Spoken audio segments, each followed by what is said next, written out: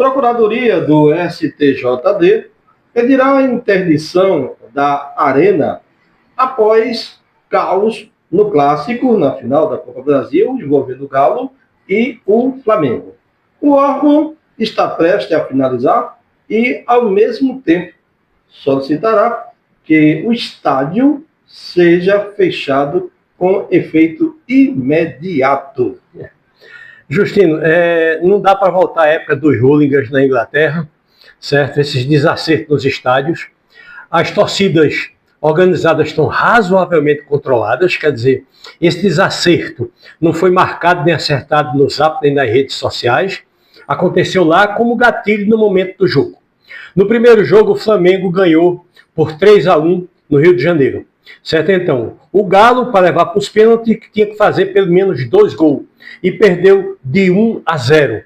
Então foi justamente esse o gatilho. Quando o equatoriano Gonzaga Plata fez o gol no Flamengo, já no segundo tempo, certo? O que é que fizeram os torcedores do Galo? Jogaram uma bomba em direção a ele, uma bomba considerável, que foi a primeira de várias. A gente vê no Maracanã, ninguém pode entrar com bomba, ninguém pode entrar com aquele sinalizador de luz, nada. Quer dizer, falhou a segurança do estádio. Tá certo? Então a bomba explodiu perto deles. O gatilho secundário foram os 2 jogadores símbolo dos 2 times. Então Gabigol e Hulk ensaiaram um empurra-empurra. Tá certo? Então, quando começou o empurra-empurra deles dois, foi que a torcida começou a jogar coisa no time do Flamengo. Tem que olhar aqui. Estava lotado de gente do Galo? Estava. A presença do Flamengo também era considerável. Então, se tem ido para as arquibancadas a confusão, teria sido maior. Então, teve o jogo de jogar bomba, teve o jogo de jogar material nos jogadores, inclusive o Gabigol foi um dos que foi acertados, tá certo? Para vocês verem como essas figuras chaves, os ídolos, contam nessa confusão. Do mesmo jeito que começou com o Gabigol e Hulk, quando o Hulk para totalmente as frescuras dele e fica só empenhado em que a torcida pare, efetivamente ele consegue serenar a partida. Agora, nos parece que medidas punitivas têm que ser tomadas. Agora, muito mais educativas do que punitivas. Olha, doutor, eu acho que chegou a hora, acho não, passou da hora do Brasil, tá? De quem faz a direção do futebol nacional, seja o governo federal, seja as federações, pouco importa, assumir a responsabilidade. Porque o nosso esporte, número 1, ele não pode ser refém de uma meia dúzia, certo? De delinquentes que usam o futebol para se enriquecer e fazendo massa de manobra com bandidagem que invade os estádios e afasta o verdadeiro torcedor. Complementando, Justina, eu faço outra pergunta, porque veja bem, essa questão do futebol é tão séria, certo? Vocês viram agora que houve esse cidadão Vinícius, que foi eliminado pelo PCC em Guarulhos. Como é que ele lavava o dinheiro do PCC? Lavava imóveis, as televisões, as redes burguesas só mostram os imóveis, mas onde ele lavava o dinheiro todinho era no futebol. Era nas apostas de futebol, era no jogo do futebol, era na compra e venda de jogadores, era no mundo do futebol. Quer dizer, o mundo do futebol está dominado pelo PCC, segundo o delator. Enquanto ele estava delatando só os imóveis, né, ele ficou vivo. Quando ele passou a delatar também a questão do PCC no futebol, certo? No setor futebolístico, ele foi eliminado. Tá certo, gente? Então, tem que ver isso aí, Justino, como é que fica. Aproveitar essa confusão intracampo para dar uma limpada no extracampo, senão vai se perder o controle do futebol brasileiro. Já se perdeu, certo? Vai ficar que nem o Estado e o município de São Paulo com PCC em tudo. Bom, a Polícia Federal prende no Paraná condenados pelo 8 de janeiro o meliante que havia fugido para a Argentina, né? O homem foi localizado em Cascavel. Segundo as informações, ele estava foragido desde abril deste ano, quando fugiu para a Argentina de Milei. Vejam bem, gente. Esse número imenso de pessoas que estão na Argentina, o Supremo Tribunal Federal, Alexandre de Moraes, Gonet, tem que prestar muita atenção. Por quê? são pessoas abastadas, pessoas ricas, então foram quem financiaram as caravanas, quem financiaram as viagens, que instigaram as pessoas a participar, que publicaram fake news nas redes que eles tinham e muitas. Não dá para a Dona Maria de Tubarão e se esconder na Argentina se a bichinha só tem o dinheirinho da aposentadoria dela. Então todo mundo que foi para a Argentina é peixe grande, então todos têm que ser pegos.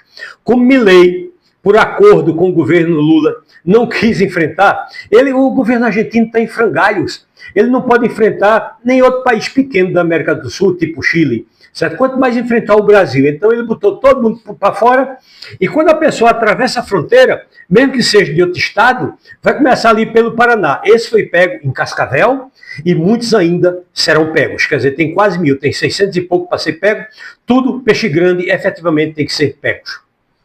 Bom, em debate no STF, certo, o tribunal expõe o impacto de 21 bilhões mensais das apostas em classes baixas. Veja, para vocês verem, minha gente, como é que está essa questão do jogo de apostas. Vocês viram que há uns 2 meses atrás saiu aquela denúncia que o pessoal estava apostando cartão do Bolsa Família, certo? Tá? Aí eram bilhões e bilhões. Então, classe baixa é C e D. Agora não estão mais podendo usar o cartão do Bolsa Família para fazer jogos, mas mesmo assim, 21 bilhões da classe D e E. Chama-se o empreendedorismo do jogo. Aí não tem PCC somente, só a máfia nacional. É a máfia internacional dos triguinhos. Eu não digo nem tigrinho, porque é um tigre do tamanho do mundo, é um trigão, tá certo? Para se apossar dos dinheiros dos pobres e dos miseráveis, certo? Isso aí está no Estado neoliberal, faz parte do neoliberalismo. É uma coisa que eles chamam de empreendedorismo. Empreendedorismo é um tubarão bem grande que fica comendo lambari e as piabas e os peixes pequenos. Se você é um empreendedor, é porque você está tirando dos pobres para centralizar em você. Então, o socialismo é anti-empreendedorismo. Então, o empreendedorismo está dando isso. E essa questão das apostas, o que é que o governo Lula quer? Quer disciplinar. Não tem que disciplinar, tem que fazer regras de restrição. Bom, doutor Luiz, o PEC, pelo fim das escalas 6x1, ele avança, lá no Congresso Nacional. A PEC avança. E tem um apoio popular, Veja bem, minha gente, ficando bem claro. O apoio popular é que se derruba essa escala 6x1. Porque no Brasil a jornada de trabalho é 40 ou 44 horas. Na escala 6x1 dá 48 horas. Enquanto o mundo inteiro está reduzindo a jornada de trabalho, quer dizer, Finlândia, Noruega, Dinamarca, os países socialistas, os países sérios, Noruega, Suécia, Suíça, todos estão reduzindo o número de dias de trabalho. Esses países do primeiro mundo só se trabalha 4 dias por semana. Tá certo, gente? E com a chegada da inteligência artificial, que é uma porcaria, ninguém discute, não vai a lugar nenhum essa inteligência artificial fajuta, nem o próprio Comodoro da GPT acha que ela vai longe, mas uma coisa que ela vai trazer para ficar é a redução de jornada de trabalho. Com a inclusão da inteligência artificial, nós vamos precisar trabalhar no máximo 2 horas dia.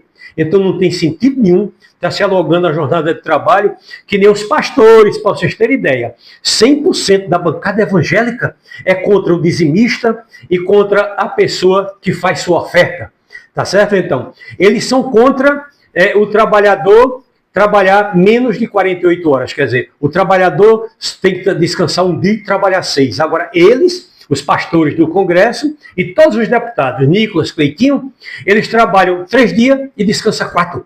Só que eles ganham 44 vezes mais do que a pessoa que trabalha no esquema 6x1, que é um técnico de enfermagem, que é um vigilante, que é uma enfermeira, que é alguém assim.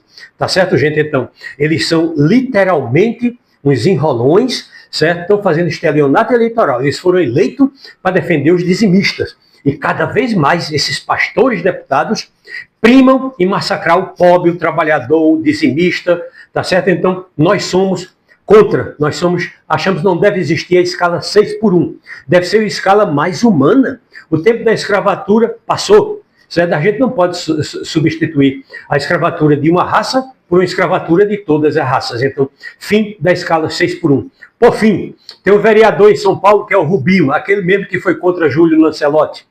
tá certo? Que disse que ele é contra acabar a escala 6x1. Só que ele, em um mês, ele gasta 79 mil reais numa padaria ali perto. Um pãozinho é menos de R$1, certo? Fica claro que está havendo uma suspeita de lavagem de dinheiro.